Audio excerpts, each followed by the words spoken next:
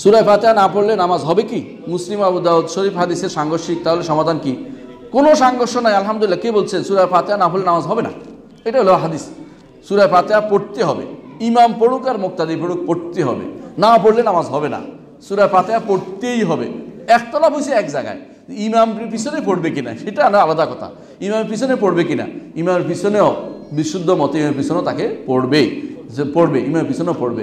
এটা মতভেদ হচ্ছে, কিন্তু তাই বলে কোনো সাংঘর্ষিক কিছু না। আমাদের সমস্যা হচ্ছে আমরা কিছু একটা সংঘর্ষ লাগাইতে পারলে খুব খুশি হয়ে যাই। কেউ কেউ টেনে আনে বলে সংঘর্ষ লেগে, সংঘর্ষ লাগে নাই। ইমাম শাফি রহমতুল্লাহ বলছে, আমি দুইটা সহিহ হাদিস কখনো পরস্পর বিরোধী দেখতে পাইনি। এটা সত্য কথা, আমিও দেখতে পাই না। দুইটা সহিহ হাদিস পরস্পর বিরোধী হয় নাই। কোথাও হইলে বুঝতে হবে সেখানে সময়ের পার্থক্য হয়েছে, আগে এটা ছিল পরে এটা হয়েছে, অথবা এটা নাসেখ ছিল এটা মনসুখ হয়েছে, এরকম কিছু হয়েছে। সরাসরি কোথাও সরাসরি সাংঘর্ষিক কোনো কিছু দেখা যায় না সহিহ হাদিসের মধ্যে। এটা হতেই পারে না, কারণ এটা কার থেকে আসছে? আল্লাহর পক্ষ থেকে আসছে। কারণ হাদিসগুলিও ওয়াহি, হাদিসগুলো ওয়াহি। কেমন?